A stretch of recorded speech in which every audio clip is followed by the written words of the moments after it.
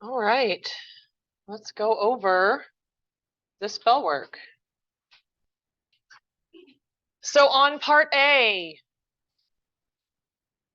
number 1, part A, first thing I always need to check for whenever it says factor is what? GCF. Does part A have GCF? No GCF, okay.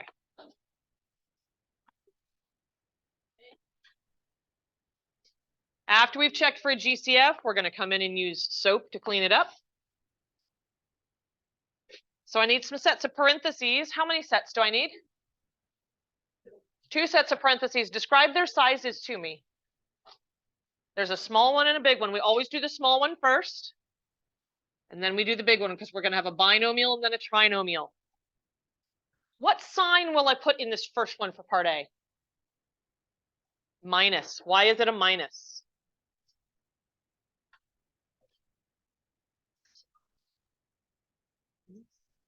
This one is the same as my original. My original had a minus right here, and I want the same exact sign right here. Second set of parentheses, though, I put what in? I put the opposite, so now I have a plus. And because it's a trinomial, I need another operation. Is it a plus or a minus for the next one? Plus. Why is the second one a plus? It's always a plus. That's what the AP stands for, is always positive. All right.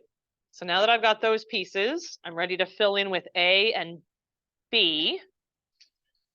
I look right here for A, but they didn't tell me A. They gave me A cubed. And I want just A. So I have to uncube what they gave me.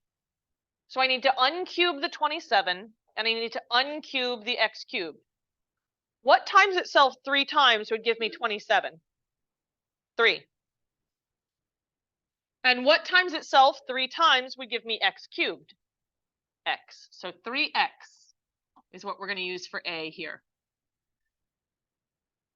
And then this right here is where I go looking for B. But again, they didn't give me B. They gave me B cubed. So I need to uncube that.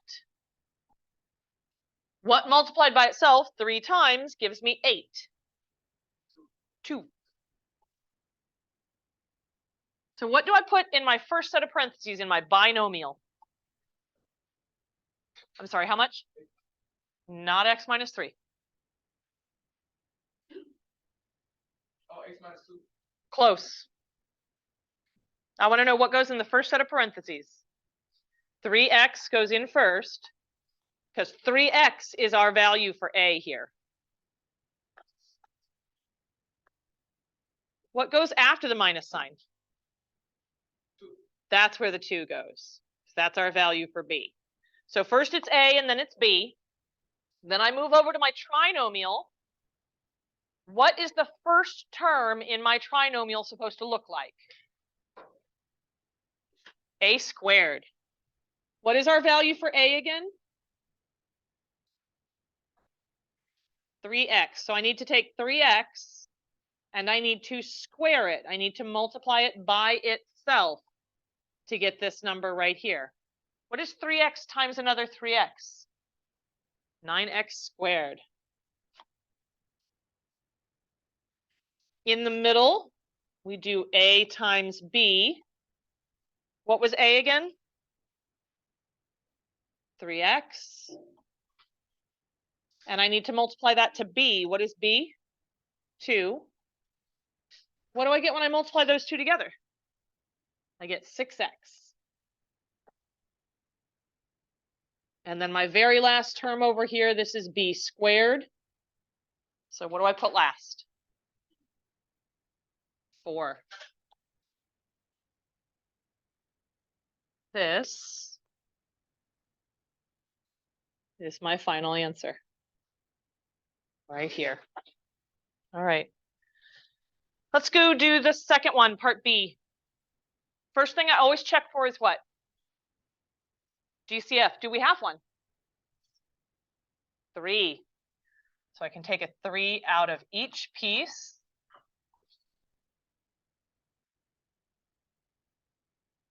So that's going to have to come out in front. What do I have left if I take a 3 out of each piece? I have 1x cubed plus what? Plus 1. Cancels and leaves me with a 1. Perfect. Now I can use SOAP. After I get the GCF out, we can clean up the mess. So 2 sets of parentheses, small one first, then a big one. Don't forget to bring your GCF down front.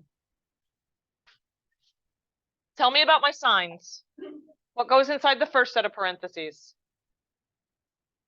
A plus, absolutely correct. Hold on, I gotta fix this. There we go, that's better. So I put a plus here. What goes in the second set of parentheses? Negative or a minus, and then a plus. Last one is always, always, always, always, always going to be a plus. All right, time to find A and B. We look right here. They told me A cubed. So what is my value for just A?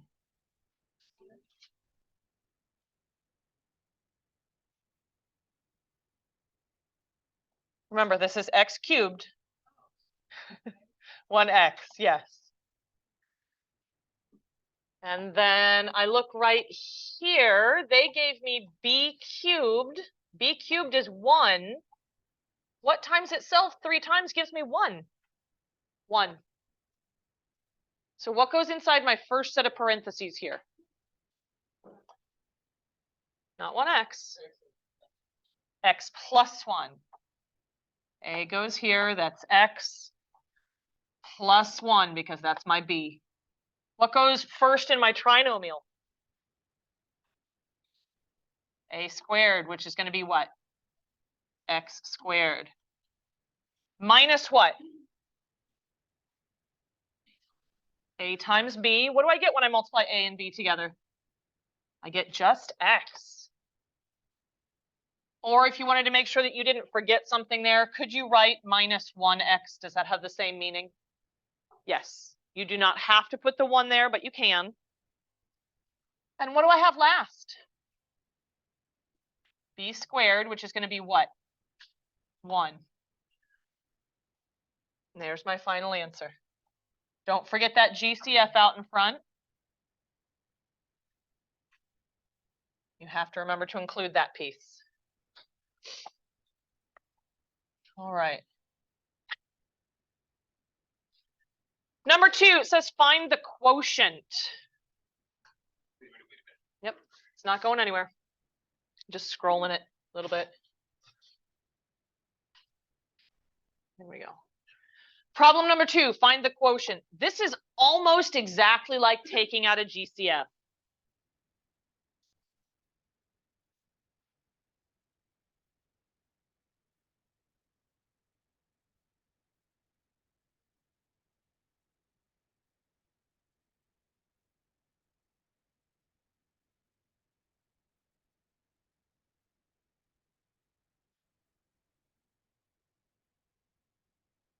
There were some people that really struggled with this on the last test, but I want to think about it when I'm dividing it by a monomial. It reminds me a lot of when we take out a GCF, because I'm going to take each of these terms, I'm going to divide it by 2x squared, each piece. And then I'm going to simplify each of those. 14x to the 6th, I'm going to take out 2x squared. What do I have left if I take out a 2x squared? 7x to the 4th, absolutely. I'm going to bring my plus sign down. Now I'm going to do the same thing again. 12x cubed, I'm going to take out a 2x squared. 6x, yes. Bring down my subtraction. Here's where it's a little bit different than a GCF, but it still works in process. I have 8 over 2. Does that simplify? 8 over 2 is 4. X over x squared. Where are more x's at, the top or the bottom? The bottom, so I'm still going to have x's in the bottom. The 4 is up on top because the 8 is bigger. How many x's do I have on the bottom? Just one, because one of them will cancel out. There's my final answer. All right. So that was review from what we did on the previous test. But since we just took a GCF out up above, I wanted to point out how it's very, very similar to that entire process. Do you guys have any questions for me on the bell work? All right, let's finish up the last two problems in your notes, and then we are totally done with your notes. You'll have the rest of our class time together to work on your homework review packet. And tomorrow I'll take any questions you guys have off of that, and I will make sure that all of my answers with their work are posted tomorrow. All right. All right. We are going to solve a polynomial equation by factoring. Do you guys remember yesterday when we had polynomials that had 4 parts to them? How did we approach those? Box. So I'm going to draw a box. How many little squares on the inside do I need? I need 4. Which piece has to go up here? First one, yes, 4x cubed. Which one has to go down here? Last one, minus 27. For those other 2 terms, does it matter which little box I put it in? Nope. Can mix it up all I want to. So I'm going to put my 12x squared here. I'm going to put my negative 9x right here. All right. 2 boxes at a time. Let's look at these 2. What can I take out of 4x cubed and 2x squared? Does 3 go into 4? 4x squared. Remember, it has to go into those. It's not what I'd have left over. It's what goes into those. So I have a 4x squared that I can take out.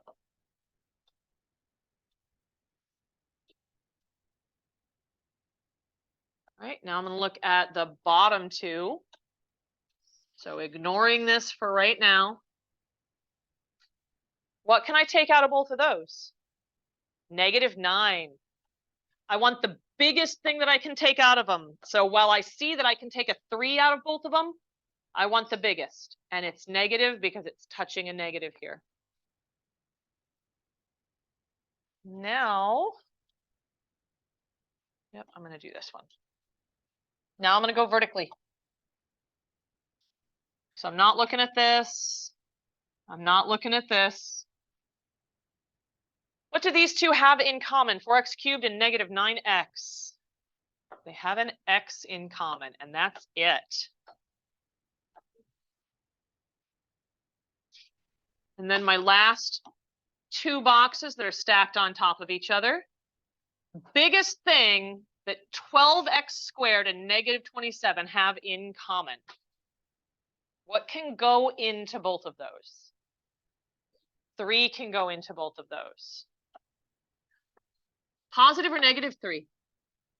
Positive. All right, this guy up here was equal to 0. This is what we're supposed to be solving. I know now from doing our factoring that I can rewrite this as x plus 3 times 4x squared minus 9 equals 0. Is that fully factored? Did I get rid of all of the x squareds? No. Do both of them still have x squareds in them? Nope. Only one of them does. So I'm only going to look at the one that has the x squared in it. 4x squared minus 9. I feel like there's something special about the 4 and the 9, something that we can do with those that would make this 2 and 3. If you do what to them? Multiply them by itself. So I can take the square root of these. This is a difference of 2 squares.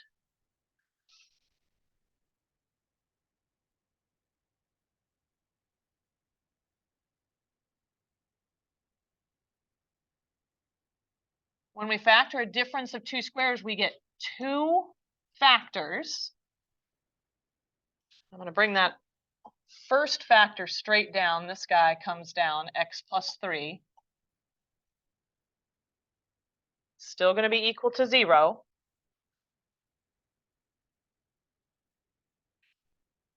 I'm going to take the square root of this because I want to know what times itself gives me 4x squared. What times itself would give me 4x squared? 2x. So each of my factors gets a 2x in it.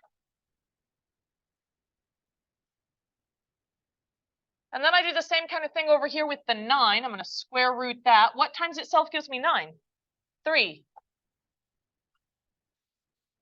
So you guys agree so far that if I do 2x times 2x, I get 4x squared? 3 times 3, what was written in green is -9. Well, 3 times 3 is +9. How do I make it a -9? 1 negative, 1 positive. Now is it fully factored? Yes. I want the solutions for this. It said to solve. So what do I have to do with each of those? Set them equal to 0. X plus 3 equals 0. 2x minus 3 equals 0. 2x plus 3 equals 0. How do I solve x plus 3? Minus 3 from both sides, yes.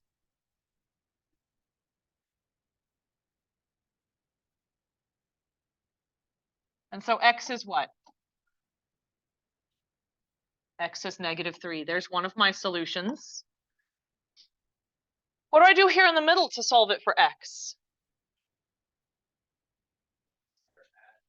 Add 3. I'm going to plus 3 on both sides. So I have 2x equals 3. Done? Divide both sides by 2. So I can leave my answer as the fraction 3 over 2, or if you pop that into your calculator, what is that? 1.5. 2 answers. I still have one more to go. What do I do to solve this last one? Subtract 3 from both sides. 2x equals -3. And last step, divide both sides by 2. And so x is -3 over 2, or -1.5. 3 solutions. Look back at our original polynomial. What's the exponent there? The biggest exponent. Cubed, which means it has a maximum of how many x-intercepts? 3, and we just found all 3 of them. There's something I should have done at the very beginning, and I forgot because I was too excited to show you guys how to solve this. What should I have done before I put everything inside the area model, inside the box? Check for a GCF. Did it have a GCF? Oh, no. No, the first 2 pieces had a GCF. The last 2 pieces had a GCF, but the whole thing all together did not have a GCF. All right, I want you guys to do the last one on the page where it says check.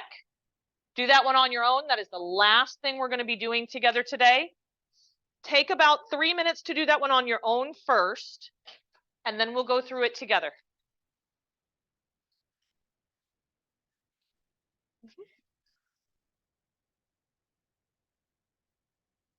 Factored fully. Now just find your solutions.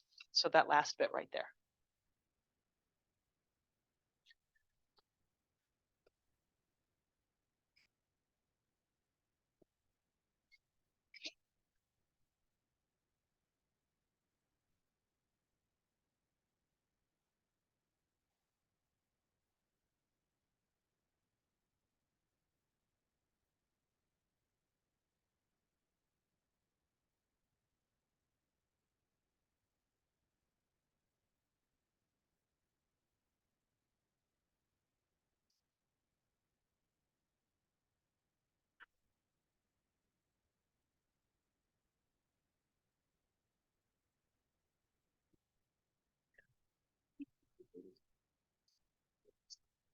Mhm.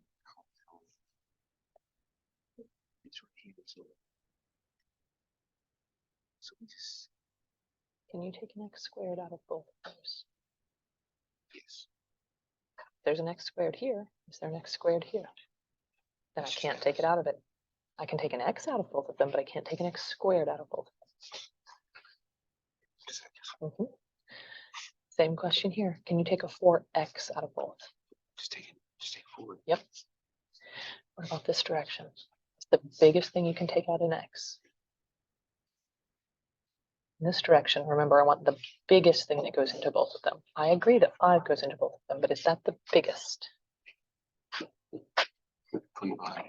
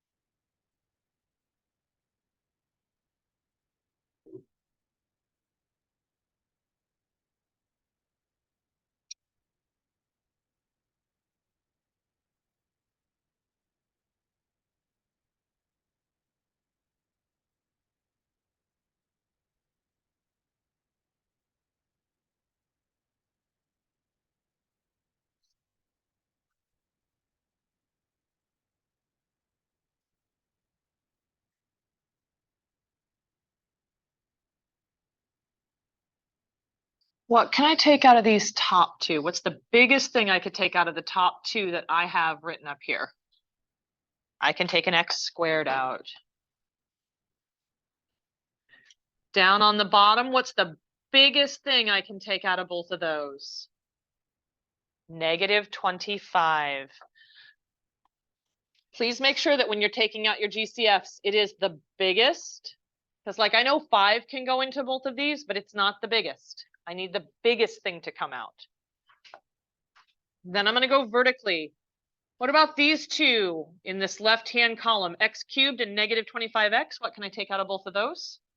I can take an x out. And over here, they're both even, so I know I can take a 2 out. Should I put a 2 up on top? What should I put up? 4. Why 4? It's the biggest. Positive or negative 4? Positive. All right, so I can rewrite this guy right here as x plus 4 times x squared minus 25 equals 0.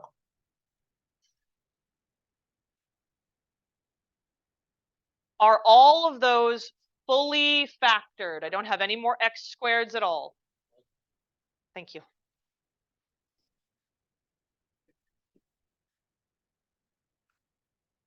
Oh, thank you, ma'am.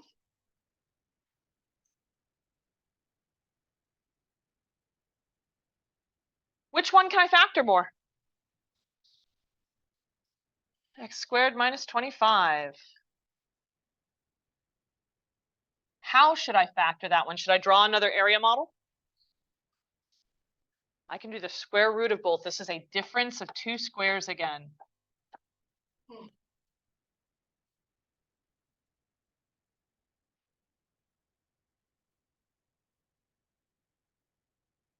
right, so I'm going to have 2 sets of parentheses when I go to factor this, one for each of those x's.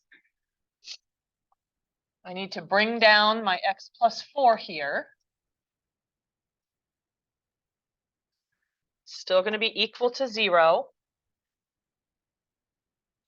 What goes inside my parentheses so that it'll multiply together to give me x squared minus 25? Yep, x minus 5, x plus 5.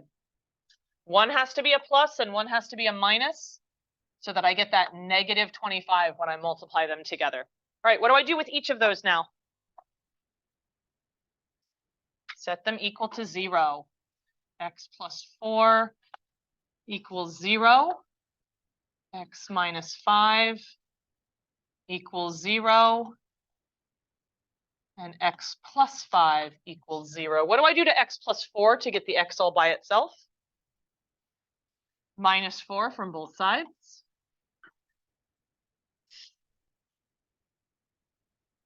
So x equals -4 is one of my solutions. What's the solution for the middle one? Plus 5 on both sides, so x equals +5.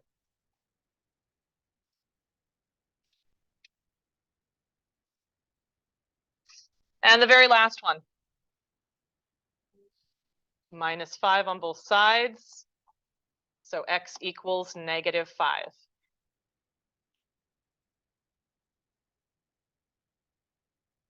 Do you guys have any questions for how to solve using the factoring skills that we've learned?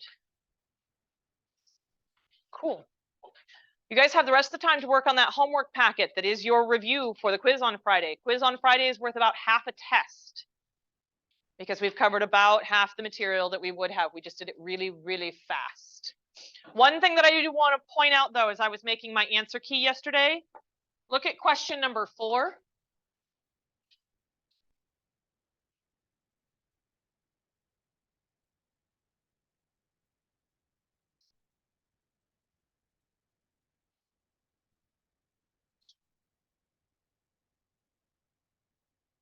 So there's an equation there that you need to fix. F of x equals, so far I'm just recopying, -0.5. And then x plus 1, that's all fine. It's this last set of parentheses that's wrong. What's in there is x minus what? 4. It should be a 10. Please change that to a 10.